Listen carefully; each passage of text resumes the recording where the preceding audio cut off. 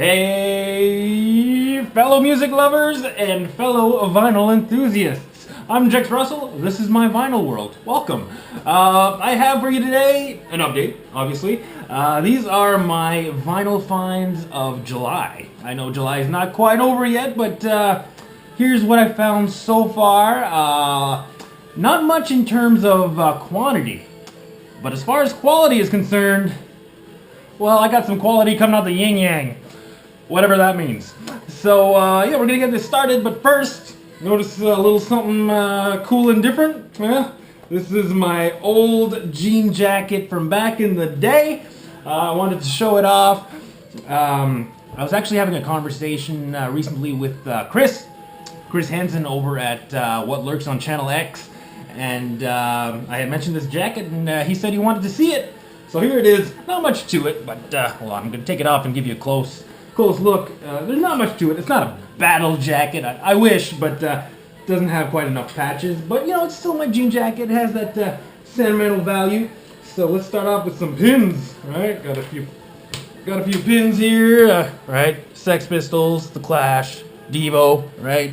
And on the other side of the chest, got a nice Ramones patch right there, as well as on the sleeve I have the classic Ramones logo, huh? Hey ho, let's go. I'm sure Greg the Egg, huh? Blackmore Rules will appreciate these. Huge Ramones fan. And on the other sleeve here, this is kind of cool actually. This is an authentic sheriff's patch from my hometown of Bathurst, New Brunswick. My mother actually used to work as a secretary over the sheriff's office, and I must have went to visit her one day wearing the jacket, and one of the sheriffs noticed it, and he gave her this patch to give to me to put on the jacket, which is kind of cool. You know, it's the only thing that's not music related, so it kind of sticks out like a sore thumb. But just the fact that it's an actual sheriff's badge or patch, I always thought that was kind of cool. So yeah, so that's it for the front. Now for the pièce de résistance. This is what sparked the whole conversation between Chris and I. Here it is, the Dead Kennedys back patch. I love the Dead Kennedys. I used to listen to them a lot more back in the day, but I still like them a lot. And Chris showed off a Dead Kennedys LP lately, and I just kind of mentioned how I used to listen to them a lot, and I had this jacket, and he said I'd love to see it. So here you go, Chris. This is my old jacket from back in the day.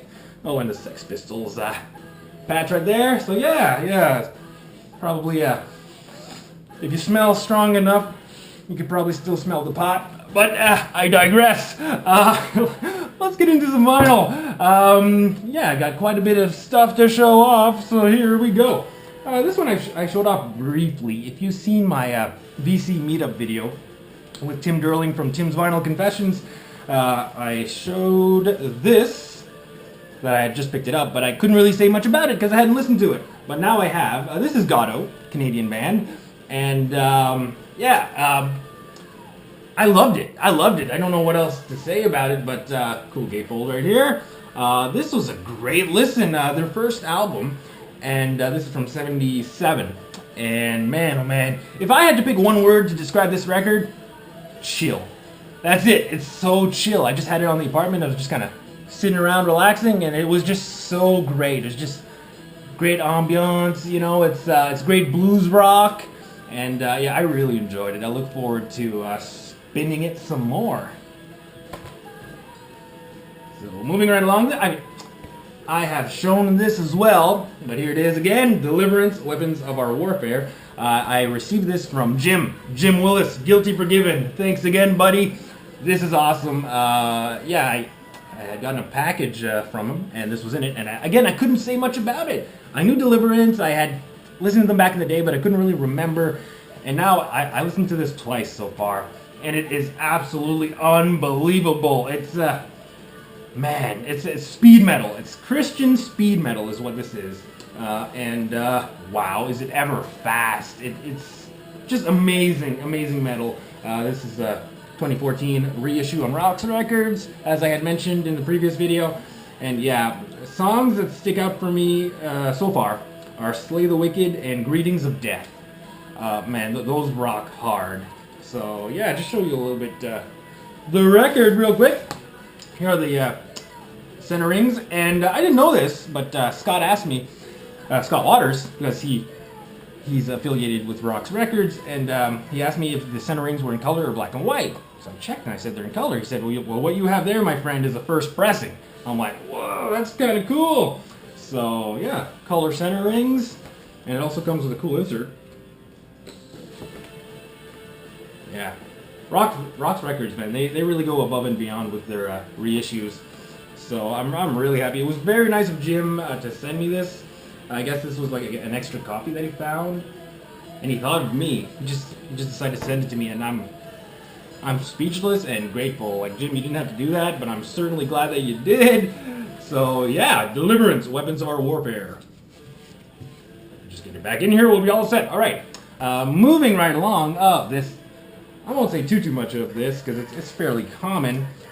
I just didn't have anything from this band in my vinyl collection. And it's Queen. This is News of the World. And how does this open? This is a classic gatefold. I mean, look at that. This here cover, I love this cover. It was actually based on a magazine. I wrote it down. Astounding Science Fiction. This was the cover from October 1953, and they actually got the original artist, Frank Kelly Freese, and he just kind of altered. Originally there was just one dead man in the robot's hand, but now he had it all for band members. So yeah, this is an amazing artwork, and even it continues inside the gatefold. So yeah. And the album is just amazing. It starts with We Will Rock You and We Are the Champions, some of the most overplayed Queen songs, in my opinion, but it's still a great way to start off the album. And then Sheer Heart Attack, All Dead, All Dead, Spread Your Wings, Flight from the Inside, and Fight from the Inside, and that's just side one. So yeah, really happy to finally have it in my collection. I look forward to having more Queen eventually. Oh, and this was part of a Canada Day sale that Marty was having over at Livewire Music Emporium. Everything was half price, so that was the first one I got. I forget how much I paid for it, but these were all pretty cheap with the deal. So next up, Girls' School. This is Screaming Blue Murder. Again, I didn't have anything by Girls' School. I really wanted some in my collection, so this is super cool. Yeah, Girls' School. What can I say? They're like Britain's answer to the Runaways, I think, or is the Runaways America's answer to Girls' School? I don't know who came first. Shoot, I should have did my research, but it's okay. Both are awesome. Girls' School, Runaways, I love them both. And yeah, this was a great album. I really enjoyed it. I've only listened to it a couple of times, but I really look forward to listening to it again. One that I love to find from them is Hit and Run. I passed it up a few years ago. I found it at a record fair, and you know, at record shows you have to kind of pick and choose, so I had put it back, and now I'm kind of kicking myself. But hey, there's still be other opportunities. The last one I got at Livewire for the Canada Day sales, now this was a total blind buy, but the cover had me curious, and the name of this band had me very curious. This is Leatherwolf, self-titled album, 1987 on Island Records. And check this out. This sucker is a gold stamp promo. So another reason I was super curious. I think it was $8 full price, so I got it like for $4, right? No, it was $10. So I got it for $5, which is a great price. I didn't quite know what to expect, so I asked Marty, like, hey, do you know these guys? Like, what are they like? And he couldn't quite remember, but he said, if I remember correctly, they sound like Anthrax. No, sorry to disagree, Marty, but they don't sound anything like Anthrax, unless there's another band called Anthrax that I don't know about. But no, these are more like more on the pop side of metal, you know, like glam, but still enjoyable. Like side one, I was like, okay, not bad. I don't mind it, but it's not as heavy as I'd hope. But then when I switched to side two, I enjoyed it a little more. I don't know.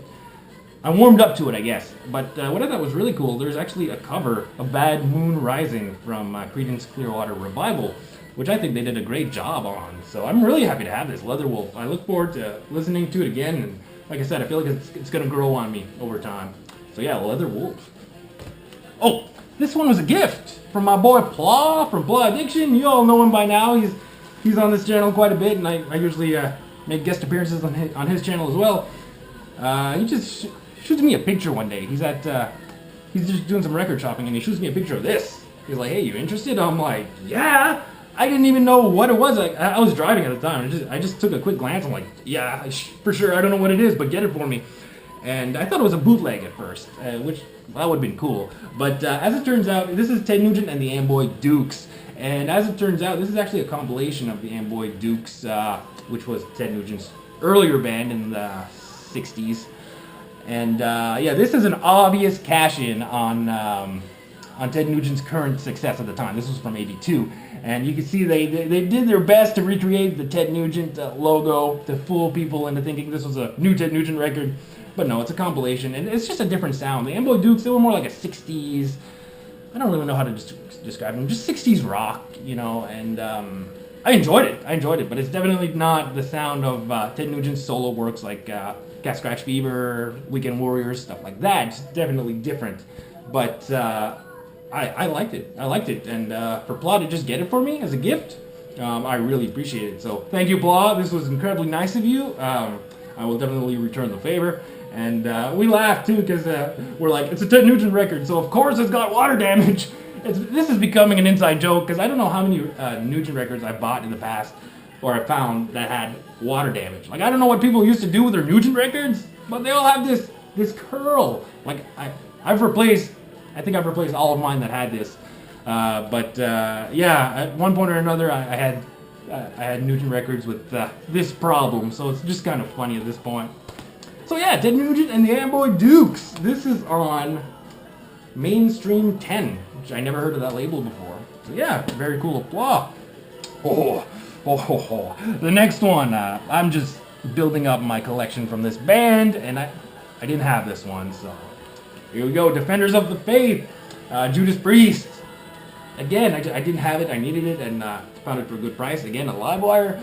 So yeah, really happy to have this. And what's even cooler is it has the original inner sleeve, right? Old school. So yeah, I don't think I have to say much about this album. You guys all know it. It's great, and it actually starts off with the first Judas Priest song I ever heard back in the day, "Free Wheel Burning." So that's a very special song to me. And yeah, my sister's boyfriend, actually, Pascal, he made me listen to Judas Priest back in the day, and yeah, that was a game changer for sure. And yeah, now I'm not missing very much. Well, my Judas Priest collection is far from complete, but I have a lot more than I used to, that's for sure. I probably have I have 9 or 10 other albums right now, so still a long ways to go. But when you think of, I think last year I had one, which was Ram It Down, and then I just kept finding some, and I just built up my collection right there, so yeah, Defenders of the Faith. And last but not least, I got this last weekend. I saw, this is from Matt's Media Outlet. I mentioned that store many times. Matt's a super cool guy, and he usually posts pictures on the Facebook page just to show the new arrivals. And I saw this one, and I called him right away. I just said, "Is it still there?" And he says, "Yeah, it's still here, man. You want it put aside?" I said, "Yes, please. I'll go get it in a few days." And here it is. Van Halen, OU812 from 1988. Yeah, the second album to feature Sammy Hagar on lead vocals, but this is their 8th album overall, and I now have their 8 first albums. And yeah, this was super cool to find. I listened to it before in the past, but just not that much. I just listened to it this morning, and it's a great album. It's a great album, but they were definitely a different band at this point. It's no longer the David Lee Roth era, and I think that's why I just ignored the Hagar era for so long, because they were just so different.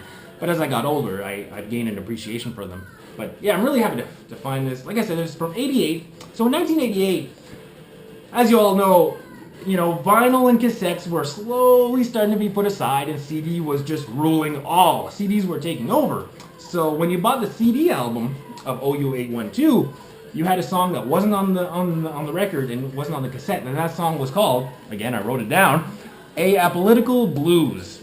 So that's what they did to get people to buy CDs. They put a song that you couldn't get anywhere else. It's great marketing, right? But it just sucks that it's not on the album, on the actual vinyl release. But what are you gonna do? But yeah, I'm really happy to find this one. It's really nice of Matt to put it aside for me. It's got a cool embossed title here. So yeah. Oh, and I do believe this has an inner sleeve as well. Take a look. Yeah, you got the lyrics sheet on one side. You got this cool picture on the other. It has the custom centering as well. Right there. And right there. So yeah, OU812. I always thought that was a cool title. So there you have it, folks.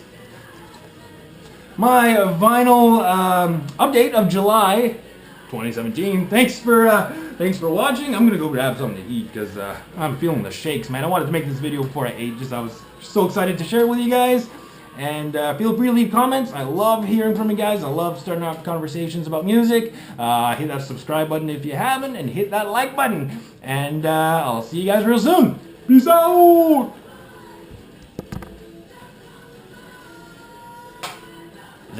Is this thing still on? Come on.